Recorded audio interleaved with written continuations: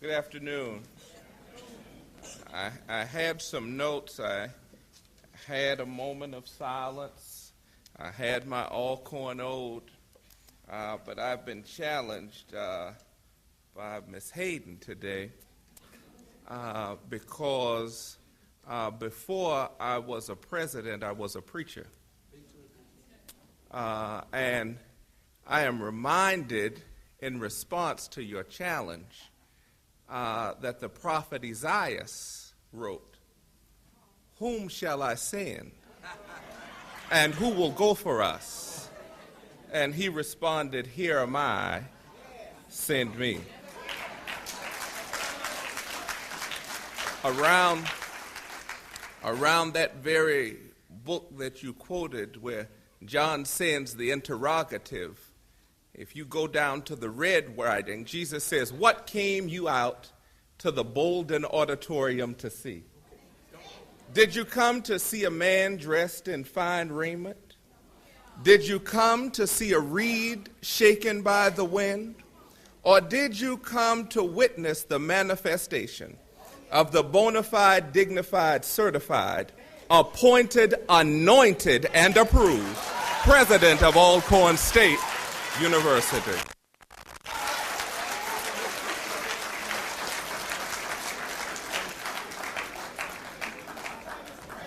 In the words of Les Brown, it is a plum-pleasing pleasure to be here.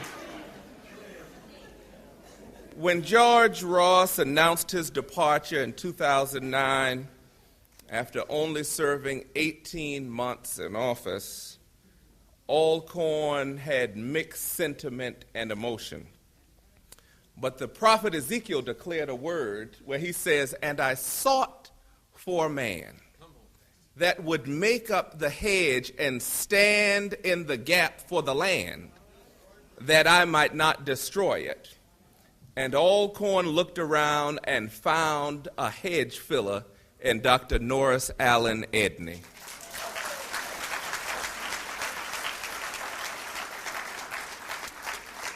Under Dr. Edney's stewardship, he protected the reservation. He grew the reservation. He gave us the best homecoming since WW left us. He got our SAC submitted without any problems, any questions. And all of our students are living in dormitories that our neighbors at Mississippi State, Ole Miss, MUW don't even have. And we ought to stand and ovate the man who did this for us. Dr. Edney, Miss Edney, would you come forward?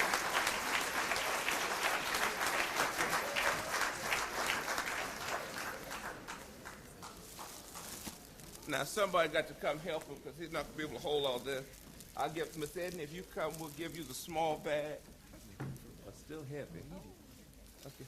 And the students, Ms. Corey, would you all come?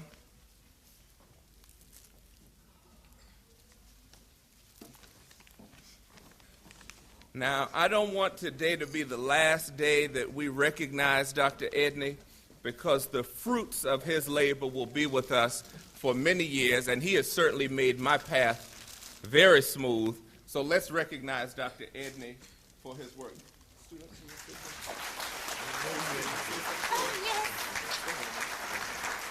Good evening. On behalf of the Student Government Association 2010-2011 and the students here at Alcorn State University, we salute, recognize, and honor Dr. and Mrs. Edney today for their unveiling hard work, dedication, and love to us.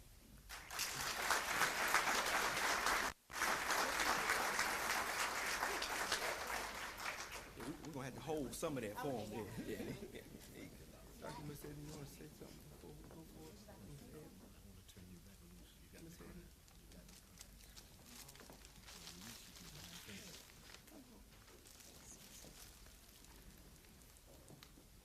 Good afternoon.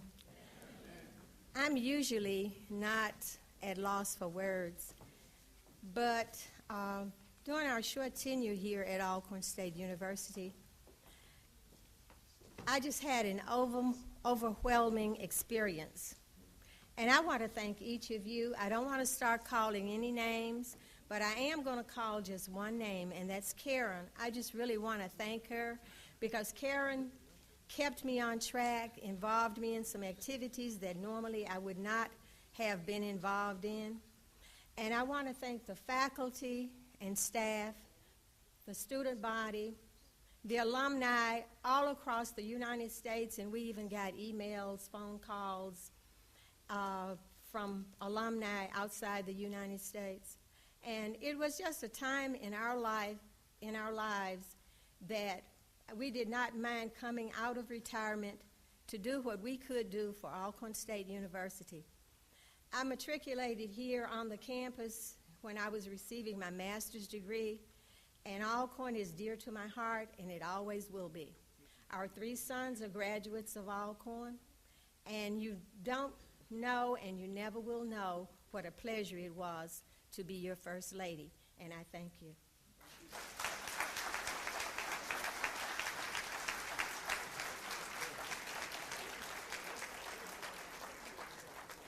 Before I conclude my remarks, and I'm trying to come down, Dr. Edna, you know, I feel like preaching. There's a hoop coming right up through here. So, but I'm going to Bethlehem 5th Sunday. I'll try to work this out. Before we conclude our remarks, we want to have a musical tribute to the Edneys by our own executive chef, Mr. Henry White.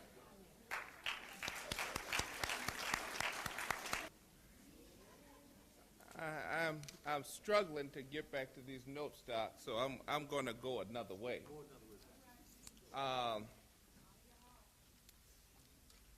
And we find ourselves at an interesting time in this institution. Our future is bright. Our past is solid. Our destiny certain, but our path unclear. I wanted to share with you at some point the history of the cell phone.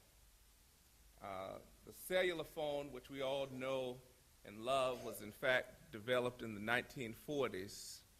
And by 1983, those of us, some of you weren't born yet, some of the young people, but those of us who thought we were stylish and on point had the newest handheld from Motorola.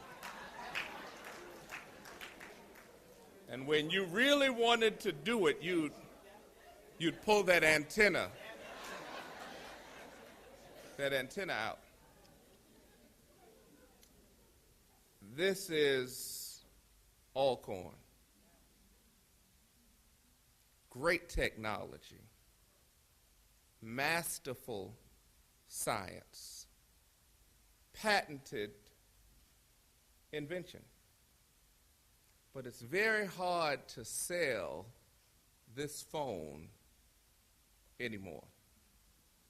In fact, most of us have a phone now that fits in our pocket. The challenge that lies before us is to maintain our tradition, celebrate the science and the technology, streamline the composition, make it smaller, leaner, faster by process, registration for the students, more attractive in options to the outside world. Jeremiah said it this way: the harvest has passed, the summer has ended, but down in Lorman, Mississippi, we are still not saved. He goes on to ask the interrogative, is there no balm in Gilead? Is there no physician there? I am convinced and persuaded that by divine designation there is a doctor in the house. And through the support, assistance, and direction of each and every one of you, our alumni, our friends, our neighbors, we will be able to heal and restore the land, to grow and reap the very harvest that Mr. White just sang about.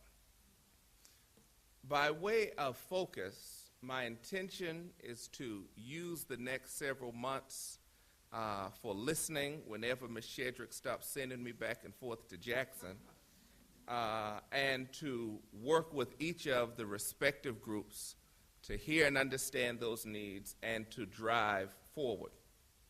Those of you who have not heard, I do operate by transparency. I do not micromanage.